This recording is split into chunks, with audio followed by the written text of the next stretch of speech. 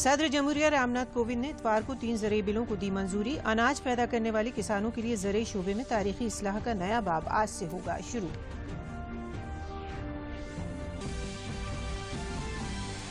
वजीर आला योगी आदित्यनाथ ने उन्नाव में तरक्याती कामों के तकरीबन 95 करोड़ रुपए के प्रोजेक्ट्स का किया मानवन और संग बुनियाद रखा। उन्होंने बांगरमऊ संडीला शाहरा का नाम सातन पासी के नाम पर करने का किया ऐलान।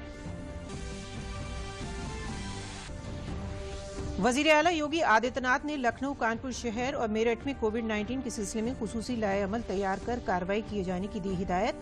धान की खरीद 1 अक्टूबर से होगी शुरू। किसानों को उनकी फसल की कम से कम सहारा कीमत दिलाने का दिया भरोसा। और मुल्क में कोरोना इन्फेक्शन से सेहतयाब होने की तादाद पहुंची 50 लाख के पार। मरकजी वजीर सेहत डॉक्टर हर्षवर्धन ने ICMR की जानिब से कोविड और दूसरी बीमारियों से मुतालिक मालूमात के लिए पोर्टल किया लॉन्च। आदाब, मैं हूं नगमा इरफान। खबरें अब तफसील से। गुज़िश्ता हफ्ते पार्लियामेंट से मंजूर तीनों ज़रई बिलों को मंजूरी मिलने के साथ ही किसानों के लिए ज़रई शोबे में तारीखी इस्लाह का नया आज से शुरू हो गया। सदर जमहूरिया रामनाथ कोविंद ने इतवार को 3 ज़रई बिलों को मंजूरी दे दी है। ज़रई बिल अब कानून में तब्दील हो चुके हैं। तीनों ज़रई बिलों को सदर जमहूरिया ने मंजूरी दे दी है। ये बिल इस तरह है। पहला बिल किसान पैदावार, कारोबार और कमर्शियल फरोग और सहूलत बिल 2020। दूसरा किसान इस्तेहकाम और तहफ़्फ़ुज़ात कीमत भरोसा मुआहदा और ज़रई खिदमात बिल 2020। लाजमी अशिया तरमीमी बिल 2020। ये तीनों बिल ज़रई शोबे में इस्लाह से जुड़े हैं। इन बिलों का मकसद मुस्तकिल मंडियों के बाहर ज़रई पैदावार की फरोख्त की इजाजत देना है। सभी किसानों को मुआहदा खेती की इजाजत भी देना है। अनाज, दाल, आलू, प्याज और तिलहन जैसी ग़िज़ाई अशिया की पैदावार, सप्लाई और तकसीम को मुस्तकिल करना है। तीनों बिलों का मकसद ज़रई शोबे में नरमकारी करना भी है। मरकजी वजीर इत्तलात व नशरियात प्रकाश जावड़ेकर ने कांग्रेस पर किसानों को गुमराह करने का इल्जाम लगाया है। कांग्रेस को इसकी दोहरी पॉलिसियों को लेकर सख्त हमला करते हुए जनाब जावड़ेकर ने कहा कि हुकूमत की स्कीमों को लेकर किसानों के दिल में गलत फहमियां पैदा करने की कांग्रेस की साजिश कामयाब नहीं होगी। आज कांग्रेस ने देश को शर्मसार किया। आज तक जनता ने आंदोलन देखे, लेकिन ट्रक में से ट्रैक्टर लाकर वो इंडिया गेट के पास जलाना, ये कांग्रेस का नाटक है। इसकी हम भर्त्सना करते हैं। कांग्रेस आज बेनकाब हो गई। जिस तरह से किसान आंदोलन के नाम पर अपनी राजनीतिक रोटियां सेकने का काम कांग्रेस कर रही है, वो निंदनीय है। मुल्क आज क्रांतिकारी मुजाहिद आज़ादी भगत सिंह को उनकी 113वीं जयंती पर खिराज अक़ीदत पेश कर रहा है। आज ही के दिन 1907 में गैर मुनक़सिम पंजाब के लायलपुर जिले के बंगा गांव में भगत सिंह की पैदाइश हुई थी। हुब्बुल वतनी के जज्बे से लबरेज शहीद आज़म भगत सिंह आज़ादी की जिद्दोजहद में ऐसे शामिल हुए कि पूरी जिंदगी ही मुल्क के नाम वक्फ कर दी। भगत सिंह ने मुल्क की आज़ादी के लिए बड़ी बहादुरी के साथ ताकतवर ब्रिटिश हुकूमत का मुकाबला किया। देखिए उनकी जिंदगी से जुड़ी एक खास रिपोर्ट।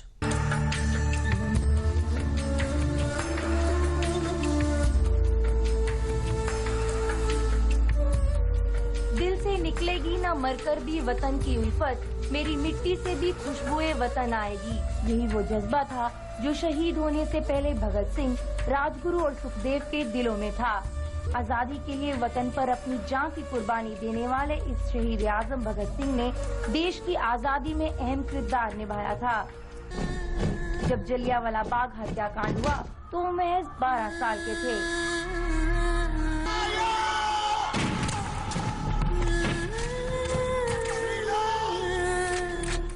अपने पिता किशन सिंह और चाचा अजीत सिंह से प्रेरित होकर आजादी की जंग में इनकलाब जिंदाबाद का नारा दिया। भगत सिंह आजादी की लड़ाई में खून खराबे के खिलाफ थे, पर वे मार्क्स के सिद्धांतों से प्रभावित थे और समाजवाद के पक्षधर। हिंदुस्तान सोशलिस्ट रिपब्लिकन एसोसिएशन के स्थापक सदस्यों में से एक इस नौजवान ने पूरे हिंदुस्तान में एक ऐसी लहर ला दी जिसका असर हर जवान में दिखने लगा। आज भी युवा पीढ़ी आजादी के दीवाने सरदार भगत सिंह की कुर्बानी को याद करती है।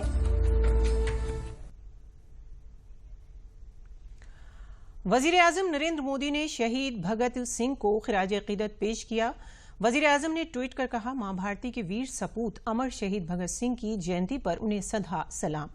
बहादुरी और हिम्मत की उनकी कहानी मुल्क के लोगों को दौरों तक तरगीब देती रहेगी। मरकजी वजीर इत्तलात और नशरियात प्रकाश जावड़ेकर ने शहीद आजम भगत सिंह की जयंती पर उन्हें ट्वीट के तवस्सुत से खिराज अकीदत पेश किया। जनाब जावड़ेकर ने कहा कि अजीम क्रांतिकारी शहीद आजम भगत सिंह की जयंती पर सदा सलाम।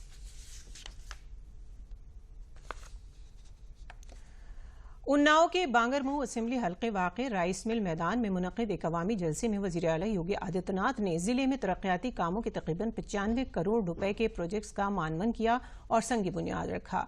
उन्होंने रुकन पार्लियामेंट साक्षी महाराज के साथ बिजली, पानी, सड़क और गायों की हिफाजत, अस्पतालों की बेहतरी वगैरह से मुताल्लिक़ तरक्याती कामों का मानवन किया और संग बुनियाद रखा। वज़ीर आला ने कहा कि उन्नाव इनकलाबियों की सरजमीन है। आज़ादी के नायकों ने जो तारीख रकम की है, मुल्क उसके लिए एहसानमंद रहेगा। उन्होंने कहा कि उन्नाव में महाजिर मजदूरों ने तारीख लिखी। मजदूरों ने हुनर का सबूत मुश्किल वक्त में पेश किया। जिस स्कूल में क्वारंटीन किया गया उसको चमकाकर उन्नाव का नाम वज़ीर आज़म तक ही नहीं बल्कि मुल्क के नक्शे तक पहुंचा दिया। आज़ादी के क्रांतिकारियों को नमन करते हुए उन्होंने बांगरमऊ संडीला शाहरा का नाम सातन पासी के नाम पर और साबिक रुकन पार्लियामेंट विशंबर दयाल त्रिपाठी के नाम पर रसूलपुर रोरी के गवर्नमेंट डिग्री कॉलेज का नाम करने का ऐलान किया।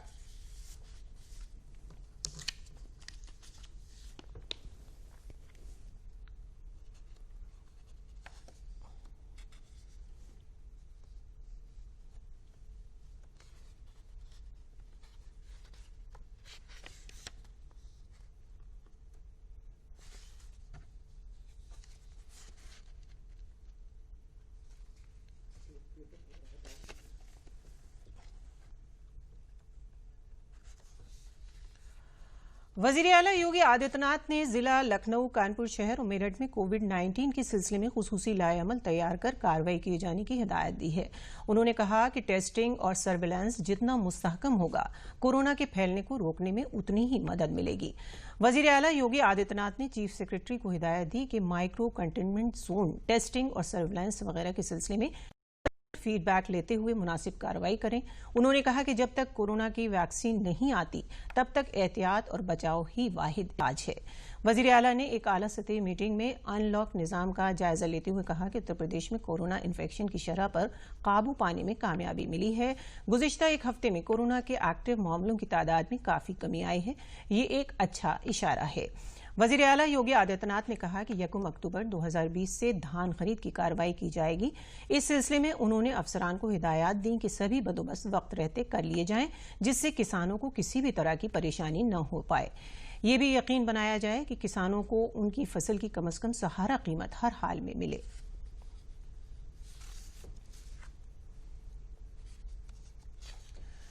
मरकजी वजीर सेहत डॉक्टर हर्षवर्धन ने ICMR की जानिब से कोविड और दूसरी बीमारियों से मुताल्लिक मालूमात के लिए बनाए गए पोर्टल को लॉन्च किया।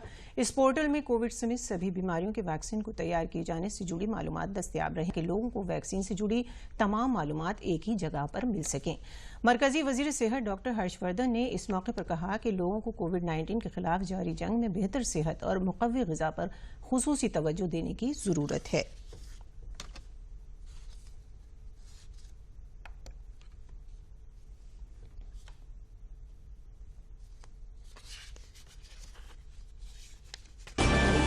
Believe that if we can take care of two issues in the country, right nutrition for the people and right lifestyle habits about physical activity and all, we can actually take care of the major part of the health. And of course, then aided by many other factors like good quality water, good quality sanitation, good quality air, environment. A strategy has to be planned whereby we can actually ensure that whatever good work has been done and whatever the outcomes of that research are, they are in some manner or the other, by making a good quality public health movement, we are able to ensure that they are delivered to the common people of India. Corona को लेकर जिस तरह से सरकार कदम उठा रही है, इससे बेहतर नताइज सामने आ रहे हैं। वजारत सेहत और कुनबा बहबूद के मुताबिक मुल्क में कोरोना वायरस की वबा से मुतासिर लोगों में अब तक 50,16,000 से ज्यादा मरीज सेहतयाब हो चुके हैं। गुज़िश्ता 24 घंटों में 74,893 कोरोना मरीज शफायाब हुए हैं, जिसके बाद मुल्क में रिकवरी रेट बढ़कर 82.58% हो गया है। मुल्क में कोविड से अमवात शरह कम होकर 1.57% रह गई है, जो दुनिया में सबसे कम शरह वाले ममालिक में शामिल है।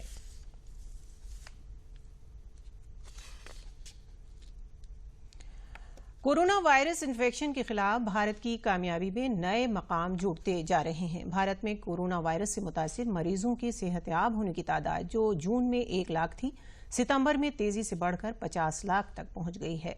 मरकजी वजारत सेहत और कुनबा बहबूद ने ट्वीट कर कोविड-19 के खिलाफ भारत की इस कामयाबी को जाहिर किया।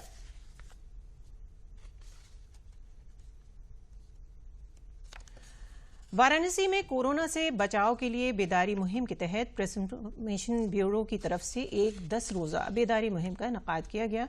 इसके तहत बेदारी रात को हरी झंडी दिखाकर वाराणसी के सीएमओ वीबी ने रवाना किया। इस मौके पर इलाकाई पब्लिक राब्ता ब्यूरो के इलाकाई अफसर डॉक्टर लालजीत सिंह ने बताया कि ये मुहिम शहर के कोने कोने तक जाएगी। सीएमओ वाराणसी ने कहा कि वाराणसी के कोने कोने में इस मुहिम को चलाया जाना चाहिए, जिससे लोगों में बेदारी पैदा हो और कोरोना से लड़ाई लड़कर कोरोना को शिकस्त दी जा सके।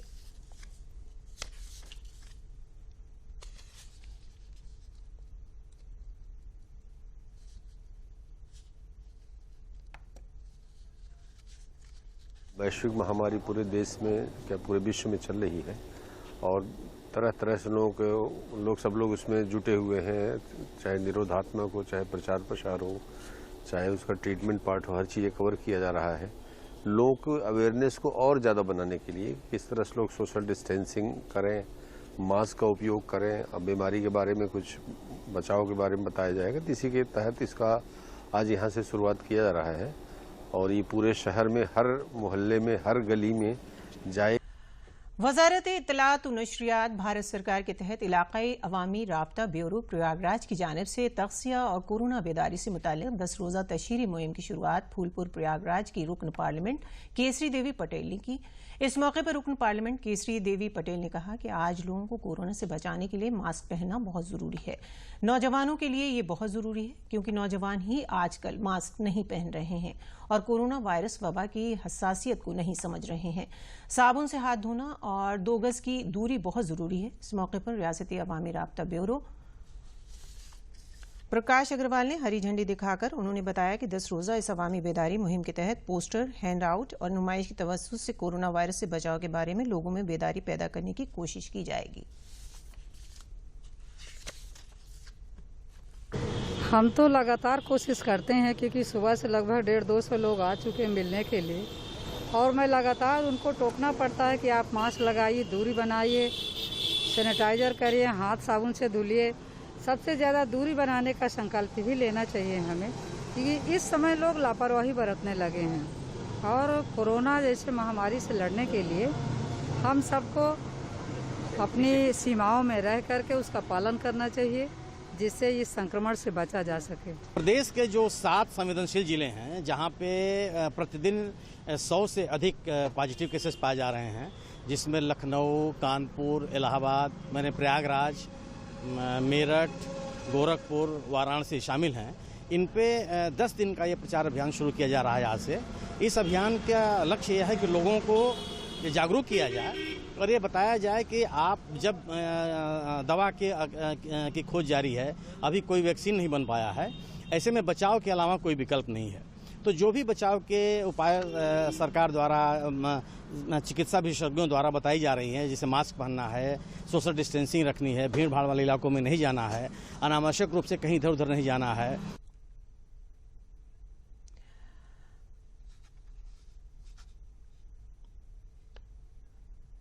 बरेली में मरकजी वजीर मेहनत और रोजगार संतोष गंगवार ने मीडिया से बात करते हुए कहा कि भारत सरकार मजदूरों के मफाद का खुसूसी ख्याल रख रही है। उन्होंने कहा कि मजदूरों के मफाद में बनाए गए 44 लेबर कवानीन की जगह अब 4 कानून नाफिज किए गए, जिसका बराह रास्त फायदा मजदूरों को मिलेगा।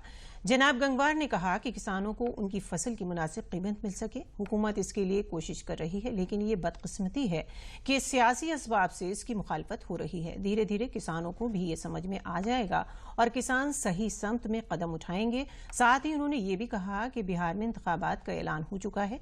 बिहार का माहौल जेडीयू और भारतीय जनता पार्टी के हक में है। लोग नीतीश जी को फिर से वजीर आला के तौर पर देखना चाहते हैं। नतीजा इसी के मुताबिक आएगा। कि बिहार में माहौल जेडीयू और भारतीय जनता पार्टी के पक्ष में है और लोग नीतीश जी को फिर से मुख्यमंत्री के रूप में देखना चाहते हैं। परिणाम इसी के अनुरूप रहेगा हमारा।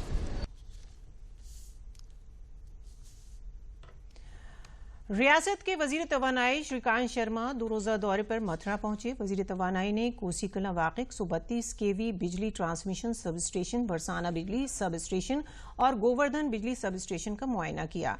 उन्होंने हिदायत दी कि घरेलू और कमर्शियल सार्फिन को बगैर रुकावट ट्रिपिंग फ्री सप्लाई यकीनी बनाई जाए। साथ ही जिले में निशानदेही किए गए सभी फीडर्स की लाइन लॉस 15% से नीचे लाने को यकीनी बनाया जाए। उन्होंने कहा कि लाइन लॉस कम होने पर मुतल्लिका इलाके को 24 घंटे बगैर रुकावट की सप्लाई की जाए। नए कनेक्शन की दरखास्त का जल्द तस्फिया कर पेंडेंसी 0 रखने की हिदायत दी। वजीर तवानाई ने कहा कि सभी सार्फिन के नाम और नंबर अपडेट रखें, इनसे फीडबैक लेते रहें। वजीर ने बरसाना और गोवर्धन सप्लाई सब स्टेशनों को इंजीनियर्स को वाज़ेह हिदायत दी कि कहीं भी सार्फिन को बिजली के काम के लिए भटकना न पड़े। बिल न आने और गलत बिल की शिकायतों का तस्वीर फौरी तौर पर कराने को कहा। आदरणीय मुख्यमंत्री जी की मंशा है कि तहसील की शिकायत, थाने की शिकायतें, उपकेंद्रों की शिकायतें, उन्हीं स्तर पर उनका समाधान हो। जिला स्तर पर शिकायतें नहीं आए, तहसील की, थाने की शिकायत जिला स्तर पर नहीं आए और जिले से शिकायतें लखनऊ तक ना पहुंचें। उसी के लिए लगातार हम लोग दौरे करते हैं, प्रवास करते हैं। उपकेंद्रों का दौरा मेरा हुआ, तहसील का दौरा मैंने किया, थानों का दौरा किया और जो माननीय मुख्यमंत्री जी की मंशा है उससे अधिकारियों को अवगत कराया, दिशा निर्देश भी जारी किए। थानों में जो क्षेत्र है वहाँ पेट्रोलिंग बढ़े, जो पिकेट हैं वहाँ पर अधिकारी स्वयं जाकर निरीक्षण करें। कई बार देखने में आता है कि वहाँ मौके पर सिपाही तैनात नहीं रहते हैं, लेकिन रोज नामचा में वो सिपाही दर्ज रहता है कि उसकी रवानगी उस नाके पर की गई है। तो तमाम तरह की शिकायतें थी, उसको लेकर मेरा दौरा रहा था। उसमें बहुत सारी शिकायतें भी मिली थी, तो संबंधित अधिकारियों को उसके लिए दिशा निर्देश दिया गया है कि वो कार्रवाई करें। जिला कानपुर देहात के हर गांव में बिजली पहुंचाने के साथ इक्तिसादी तौर से कमजोर लोगों को सौभाग्य योजना के तवज्जुह से मुफ्त बिजली कनेक्शन दिया जा रहा है। ये कनेक्शन सिर्फ देहात के इलाकों में प्रधानमंत्री सौभाग्य योजना के तहत मुफ्त में दिए जा रहे हैं। प्रधानमंत्री सौभाग्य योजना के तहत जिले के सभी गांव देहात हलकों में गरीब तबके के 3000 लोगों को 1 किलोवाट का बिजली कनेक्शन बिल्कुल मुफ्त दिया जा रहा है। मुफ्त कनेक्शन देने का अमल DVVNL ने इसी माह 1 सितंबर से शुरू किया है, जो कि 30 दिसंबर तक मुकम्मल हो जाएगा। देहात इलाके के लोगों को मुफ्त कनेक्शन देने को लेकर विद्युत वितरण निगम गांव-गांव कैंप लगाकर लोगों को कनेक्शन दे रहा है। तहसील भूगनीपुर के सैदलीपुर गांव के रहने वाले कुलदीप सिंह ने बताया कि उनके पास इतने पैसे नहीं थे कि वो बिजली का कनेक्शन ले सके। फिर उन्हें सौभाग्य योजना के बारे में पता चला और मुफ्त बिजली कनेक्शन के लिए दरखास्त दी। 2 दिन बाद घर में मीटर लग गया, जिससे उनका कुनबा बहुत खुश है।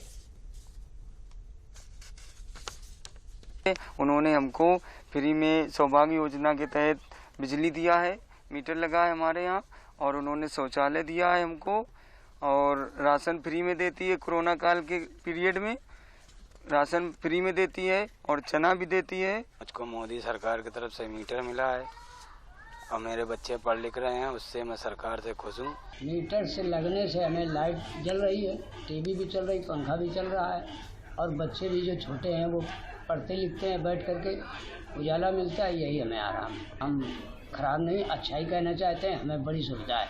हमें मोदी सरकार के उसमें जो है किसान सभा का भी पैसा मिल रहा है और आराम। मोदी जी की तरफ से हमको सरकारी मीटर मिला है, जिससे हमारे घर में उजाला होता है, बच्चे भी हमारे पढ़ लेते हैं। हमें सरकार ने बहुत हमको अच्छा किया है कि आपके घर में लाइट आ गई, रोशनी होती है, मेरे बच्चे भी पढ़ते हैं, खाना भी बनता है, और सरकार ने हमको गल्ला भी देती है। जो ये बिजली का हमको फ्री मीटर मिला है, उससे हमारे बच्चे सुकून से पढ़ सकते हैं।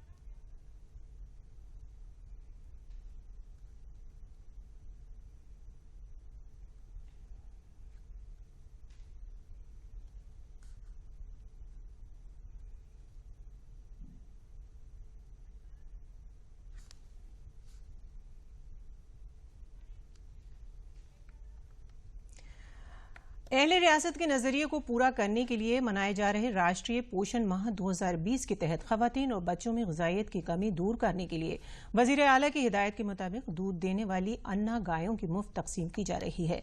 इसी सिलसिले में चित्रकूट जिले में बांदा चित्रकूट के रुकन पार्लियामेंट RK सिंह पटेल ने पहाड़ी ब्लॉक के सरखेरा गांव की गौशाला में पोषण माह अभियान के तहत जिला इंतजामिया की जानिब से मुनक़िद मुफ्त गायों की तकसीम के प्रोग्राम में ग़िज़ाइयत की कमी शिकार 25 बच्चों के कुनबों को एक दूध देने वाली गाय के साथ सहजन के पौधों की तकसीम की। वहीं जिला मजिस्ट्रेट शीशमणि पांडे ने बताया कि जिले में 31,737 अन्ना गौशालाएं महफूज हैं।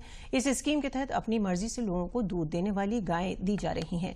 साथ ही सहभागिता योजना के तहत 900 रुपए फी माह गाय के चारे के लिए भी दिए जा रहे हैं। वहीं गाय लेने वाले कुनबों ने भी हुकूमत की इस पहल का खैर मकदम किया है। माँ स्वस्थ रहेगी, बच्चा स्वस्थ रहेगा, गाय की सेवा करेंगे, गाय हमारी नस्ल दृष्टि देगी। बीज पोषण जैसे सांसद महोदय जी ने अभी बताया कि इसमें दूसरा बीज पड़ेगा, इसकी देखरेख डॉक्टर करेंगे, हर महीने जाके उसको चेक करेंगे, उससे हमें बहुत फायदा है। गोबर मिलेगा, खाद मिलेगी, हमें अच्छी पहल है सर, बहुत अच्छी पहल है। निश्चित तौर पर जो कुपोषित बच्चे हैं वो अगर गाय का दूध पिएंगे तो निश्चित तौर पर कुपोषण से उनको निजात मिलेगा। पहले भी हमारे देश में परंपरा रही है कि जो बच्चा अस्वस्थ रहता था उसको गाय का दूध पिलाने के लिए डॉक्टर वैद्य कहते रहे हैं और उसकी शुरुआत अपने जिले में हो चुकी है। पूरे जनपद में अन्ना गोवंश हमारे यहाँ इस समय 31,737 अन्ना गोवंश हैं जिनका भरण पोषण हम लोग गौशालाओं में रख के कर रहे हैं। उसको कुपोषण दूर करने से माननीय मुख्यमंत्री जी ने जिस तरह से जोड़ा है, उनकी प्रेरणा से ये कार्यक्रम हम लोगों ने शुरू किया जनपद में और हमें इस बात का की खुशी है कि आज जिस तरह से एक सफल कार्यक्रम यहाँ पे हुआ है, इसी प्रकार से जनपद के अन्य ब्लॉकों में भी हम लोग इसको ले जाएंगे आगे और निरंतर ये प्रयास करेंगे कि हम लोग कुपोषण को अन्ना गोवंशों के माध्यम से दुधारू गायों को दे करके आगे बढ़ाएं और साथ ही साथ इनके नस्ल सुधार का भी कार्य करें। कोरोना लॉकडाउन में बंदी से कबल वजीर आजम नरेंद्र मोदी के ड्रीम प्रोजेक्ट स्वच्छ भारत अभियान में सफाई के तय बेदारी पैदा कर कन्नौज जिले के बॉर्डर वाक़े खरगपुर गांव की रिहायशी काव्य संघ ने खवातीन इस्तेहकाम की मिसाल पेश की। साथ ही कोरोना आफात को भी मौक़े में तब्दील कर दिया। काव्य ने गोबर से डिजाइनर दीपक बनाए, ट्रेनिंग ली और ट्रेनिंग लेकर अपने गांव आकर गोबर से डिजाइनर दीपक बनाना सीख लिया। काव्या ने देही खवातीन को ट्रेनिंग देकर उनको भी खुद कफील बनाया। अब ये देही खवातीन गोबर का दीपक बनाकर खुद का रोजगार होने की बात कह रही हैं।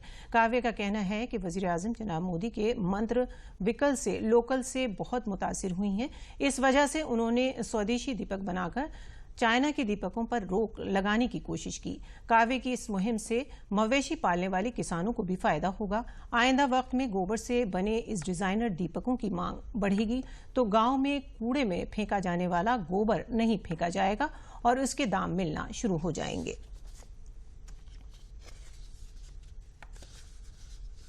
लोग गाय को अपनी मां समझते हैं, लेकिन जब लोग वाग छोड़ देते हैं तो उनके अपमान भी बहुत होता है। इसलिए गाय हम अपने घर पे जब रखेंगे तो उसका गाय का गोबर होता है, उसे हम अपने अच्छे प्रयोग में ला सकते हैं, क्योंकि कोई भी हवन पूजन करते हैं तो गाय के गोबर की जरूरत पड़ती है। अगर गाय का गोबर के दिया रखे जाएंगे तो और अच्छा होगा, शुभ होगा और अच्छे एकदम देसी गाय का जो दीपक होता है अच्छे काम में आता है। उससे बहुत अच्छा हम लोगों को भी लगता है और पूजन में भी अच्छा आनंद आता है। इनसे लाभ ये है कि हमें लोगों को रोजगार नहीं थे, रोजगार मिल गया और फायदा होंगे और दीपावली को जलाने के काम में आएंगे। 1 किलो गोबर पहले गोबर को सुखाया, फिर पीसे, फिर उसमें 1 किलो गोबर में 200 ग्राम मुल्तानी मट्टी मिली है और 100 ग्राम रिमिक्स मिले हैं। फिर उसको अच्छे से माड़ के फिर बनाए। खाली समय मुझे लगा कि मरकजी हुकूमत की जानिब से ज़राई शोबे में बड़ी तब्दीलियों को लेकर लाए गए 2 बिलों को लेकर बहस तेज है, लेकिन जानकारियों का मानना है कि इन कवानीन की तवज्जो से किसानों की आमदनी को बढ़ाने में आसानी होगी। छोटे किसानों की पैदावार भी बड़ी मंडियों में पहुंच सकेगी। देखते हैं एक रिपोर्ट। कृषि क्षेत्र में हालिया आए 2 विधेयक चर्चा के केंद्र में हैं। प्रधानमंत्री नरेंद्र मोदी ने अपने मासिक मन की बात कार्यक्रम में कहा कि कृषि क्षेत्र को बंदिशों से आजादी मिली है। उन्होंने कहा कि यह विधेयक न केवल मिथकों को तोड़ने का प्रयास है, बल्कि कृषि क्षेत्र को आत्मनिर्भर भी बनाने की एक सार्थक पहल है। देश का कृषि क्षेत्र, हमारे किसान, हमारे गांव आत्मनिर्भर भारत का आधार है। ये मजबूत होंगे तो आत्मनिर्भर भारत की नींव मजबूत होगी। बीते कुछ समय में इन क्षेत्रों ने खुद को अनेक बंदिशों से आजाद किया है, अनेक मिथकों को तोड़ने का प्रयास किया है। अनुसंधान करने और किसानों को तकनीकी रूप से समृद्ध करने वाले जानकार भी इस बिल को किसानों के हित में मानते हैं। ये बिल मुझे लगता है कि किसानों के लिए काफ़ी जो है हेल्पफुल होगा। अगर आप कॉन्ट्रैक्ट फार्मिंग को देखें तो इंडस्ट्री की एक नीड होती है जो कि वो फार्मर से जो प्रोड्यूस है वो लेगा।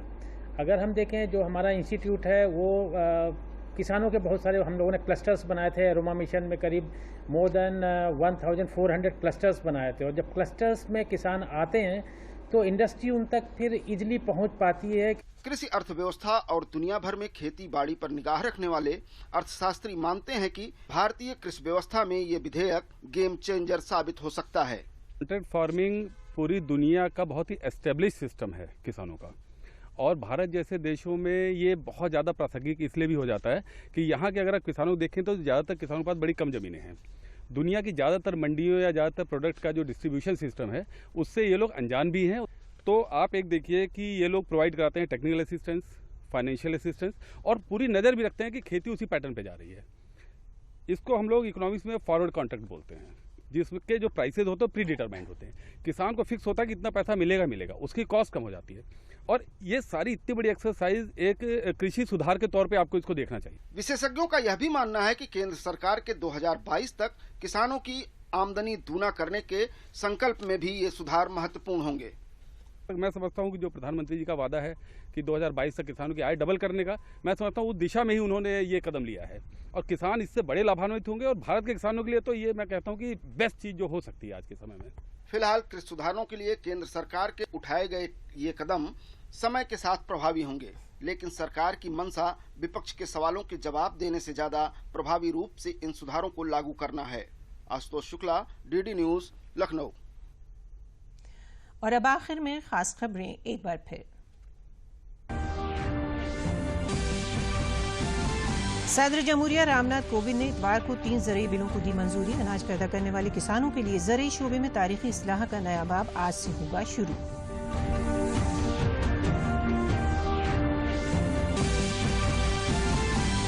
वजीर आला योगी आदित्यनाथ ने उन्नाव में तरक्याती कामों की तकरीबन 95 करोड़ रुपए के प्रोजेक्ट्स का किया मानवन और संग बुनियाद रखा।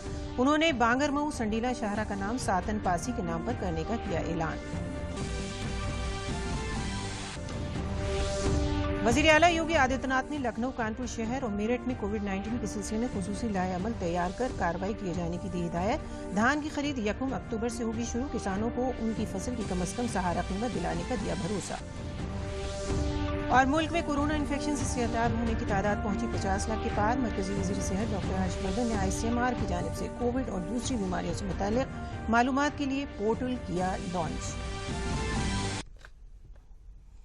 तो आज के लिए खबरों में इतना ही। इजाजत दीजिए। आदाब।